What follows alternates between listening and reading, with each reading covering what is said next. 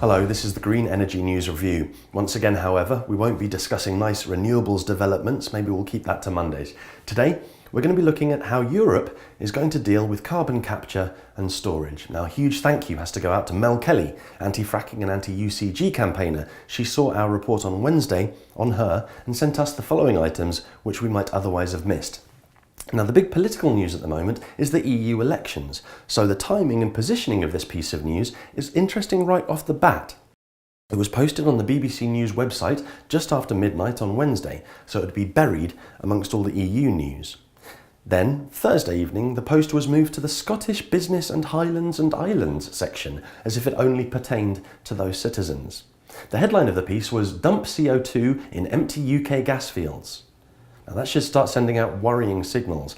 British MPs have said that exhausted oil and gas fields in the North Sea could be transformed into a lucrative dump for all of Europe's CO2 emissions. Further reading of Parliament's Energy and Climate Change Committee's report reveals a few even more worrying items. CO2 storage is regulated by the EU CCS Directive 2009/31/EC. We heard that the directive imposed unreasonable and unnecessary burdens, risks and uncertainties on storage providers. In particular, it imposes uncapped liabilities on operators of stores over long time horizons, which may prove to be a barrier to investment and could deter potential project developers. Of particular concern was the duration and sum of payments required to cover possible liabilities which are yet to be resolved. So there's an opportunity for the government to make some money by taking on the CCS liability for all of Europe. Does that sound crazy? Listen to the next bit. We recommend that the government takes the opportunity during the European Commission's review of the CCS Directive in 2015 to ensure that the directive does not place unnecessary burdens on storage providers. The liabilities linked to long-term ownership of stored CO2 will require some form of government guarantee, and the government will need to seriously consider taking long-term ownership of stored CO2. The government will need to take this decision very soon to avoid deterring investment. You see, it's all about the money. The report goes on to say, another incentive would be a strong carbon price, which would help to strengthen the case for CCS. However, the prospect of a global deal is highly uncertain, and the carbon price in the EU emissions trading system is at present too low to incentivise CCS without additional support. A strong carbon price? They're talking about raising carbon tax to make UK taxpayers think that carbon storage might be a good idea, as it could save them a few quid on their energy bills. But what do you think will happen, though, if any of the storage that MPs are offering to lock under the North Sea begins to leak? Insurance or not, that's going to be disastrous to deal with.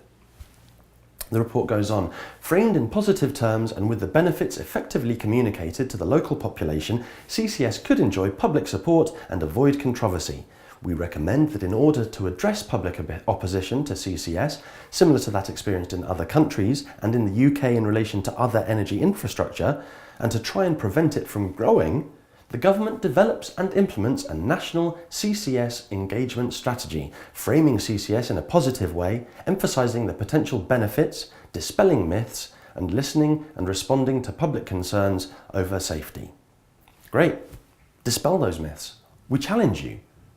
Dispel myths like graded amine and ammonia, the absorbent materials used to store the carbon, having hazardous waste status. Myths like impurities in the CO2 stream, such as trace mercury, contaminating local resources. Myths like minor leakages harming local terrestrial and marine ecosystems, and major leakages leading to lethal conditions. Myths like the complete non-existence of any monitoring technology, safety equipment, or planned remediation actions for anything I've just mentioned. Why the lies? Why the report advising MPs to lie to their constituents about carbon capture?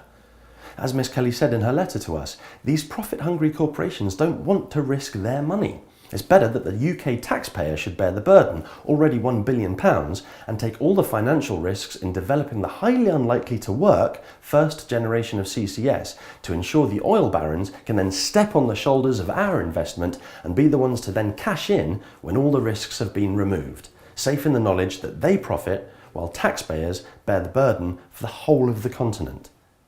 As if fracking, CBM and UCG isn't enough to worry about, now this committee is doing the work of the fossil fuel industry to ensure they can rely on the public's lack of knowledge, taxpayers' money and manipulation of carbon tax to pretend CCS is some kind of saviour, despite the disastrous economics of the case and a guarantee that the taxpayer will be forced to take on complete liability for CCS disasters without the fossil fuel guys paying a single penny in necessary liability insurance costs, all to ensure a complete taxpayer solution to protect and maximise fossil fuel industry profits. This is not a level playing field. We'll be looking at this whole farrago again soon, but in the meantime, Google Mel Kelly and have a look at her UCG report for some fascinating and perturbing reading. Now, I hope in spite of this news you have a wonderfully sunny weekend, and we'll see you next week. Thanks for watching.